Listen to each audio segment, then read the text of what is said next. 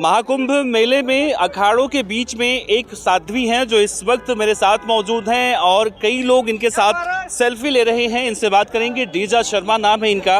आपके साथ सब लोग सेल्फी ले रहे हैं, क्या आप साध्वी हैं? नहीं, मैं साध्वी नहीं हूँ, बट मैं साध्वी बनने जा रही थी। लेकिन अखाड़े में एक मेरी माता जी मुझे मिली है जिसका नाम अभी मुझे एग्जैक्टली याद नहीं है, क्योंकि मैं रैंडमली अखाड़े में सबके दर्शन करने आई थी और वो माता जी ने मुझे अभी बताया गया है कि अभी आपकी एज बहुत छोटी है, ये एज में आपको साध्वी नहीं बनना चाहिए। एज तो नहीं मुझे पूछना चाहिए, लेकिन क्या क्राइटेरिया होता है? किसने आपसे कहा कि इस एज में आप साध्वी नहीं बन सकती? As I said, I don't know the exactly name of that माता जी। माता जी का नाम नहीं पता है, बट मुझे इतना पता है कि उन्होंने मुझे ये समझाया कल 2 घंटे बैठ के कि बेटा लोग जनरली 50 के बाद साध्वी बनते हैं, लेकिन आपको अभी साध्वी क्यों बनना है वो उन्होंने मुझे पूछा नहीं, बट उसके लिए बहुत सारी चीज़ें त्यागनी पड़ती है और आपकी इंद्रियों पे बहुत कंट्रोल करना पड़ता है, तभी जाके आप साध्वी बन सकते हो। आप कहाँ से आई हैं? मैं अहमदाबाद गुजरात से हूँ। अहमदाबाद गुजरात से आई हैं, ठीक है। तो आपको लगता है ऐसा कि आप साध्वी बनकर जो नियम होते हैं खासतौर से साधु संतों के, साध्वियों के, क्या वो सब फॉलो कर सकती हैं? I know it's very tough, क्योंकि देखो हर किसी के बस की बात नहीं है कि वो सारी चीज़ें फॉलो करके साध्वी का जीवन एक्सेप्ट करे, but it's very tough. But हाँ, लाइफ में नथिंग इज़ इम्पॉसिबल। अगर आपने सोच लिया है। आपने पढ़ाई क्या की है, कहाँ तक? मैंने M.Com किया हुआ है और मैं एयर होस्टेस थी। मेरा सवाल था कि जैसे होता है कि जब हमारा मन परिवार से उठ जाता है, अभी कई कुंभ में देखा आपने, कई लोग ऐसे हैं जो परिवार से नाराज हो गया, उनका भरोसा उठ गया तो यहाँ पर आए। आपका ऐसा क्या हुआ है? मेरी लाइफ में भी एक ऐसा स्टेज आया है जहाँ पे मेरी मॉम को खो दिया है। Like my mom passed away in August 2024 on 24th date only, and that was also, मतलब वो मेरे लिए बहुत अनएक्सपेक्टेड चीज़ थी मेरी लाइफ की। और मम्मा को खोना यानी लड़की के लिए सबसे ख़राब चीज़ होती है, because she mom is a best friend, right? तो losing her best friend, her mom, like it's very difficult for anyone, right? तो मैं जितना लाइफ में जो भी अर्न कर रही थी, जितनी सेविंग्स थी, जो भी था, सब मेरे मॉम के लिए किया गया था।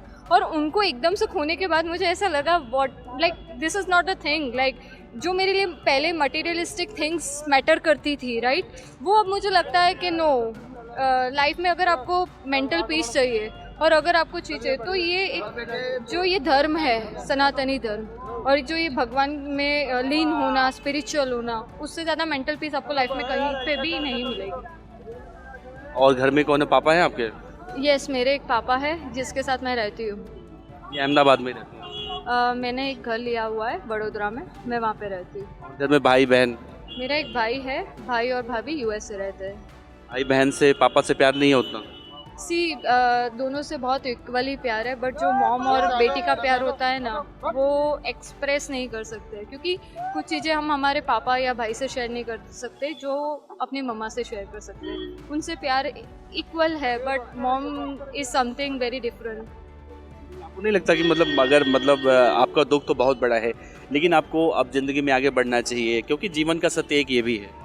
आई टोटली अग्री कि मुझे आगे बढ़ना चाहिए, but the thing is that मैंने मुझे ऐसा लगता है जो ये स्पिरिचुअल मार्ग जो मैंने चूज़ किया है, ठीक है, उससे बेस्ट मार्ग कोई भी नहीं है। यही चीज़ में अंदर जाने के बाद मुझे लाइफ में जो मेंटल पीस मिली है, और मुझे ऐसा फील हो रहा है कि आज भले मेरी मम्मा मेरे साथ नहीं है, बट स्टिल वो मेरे साथ है।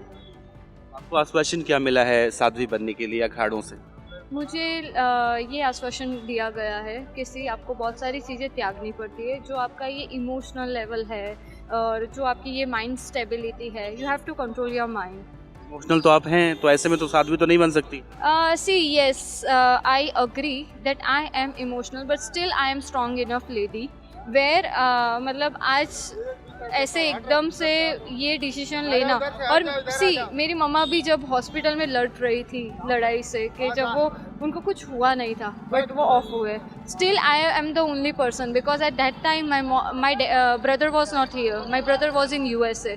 I was the only one जिसने मेरी मॉम को, मतलब बहुत ट्राई किया चीज़ों से ने कहा। तो मुझे ऐसा नहीं लगता कि आप स्ट्रॉन्ग नहीं हो, आप इमोशनल हो, ये सब चीज़ें मैटर करती है, because emotional is all depend on you. कई बार देखो, I am a human, I can मतलब मैं हमेशा स्ट्रॉन्ग बन के नहीं रह सकती लाइफ में। कभी ना कभी मेरा भी एक स्टेज आता है या दिन आता है जहाँ पे मैं अकेली इमोशनल रोना पड़ता है मुझे।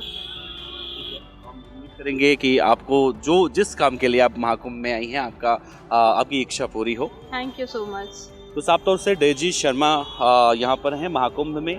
डेजा शर्मा, माफ़ कीजिएगा।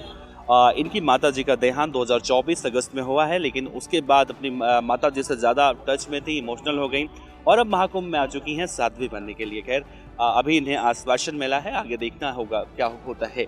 कैमरामैन गौरव के साथ देवनाथ पांडे, दिल्ली। इस तरह की और वीडियो देखने के लिए हमारे YouTube चैनल को सब्सक्राइब करें और बेल आइकन को दबाना ना भूलें। यदि आप हमारा वीडियो Facebook पर देख रहे हैं तो पेज को लाइक और फॉलो जरूर करें। हमारे अन्य सोशल मीडिया पेजेस से भी जुड़ें।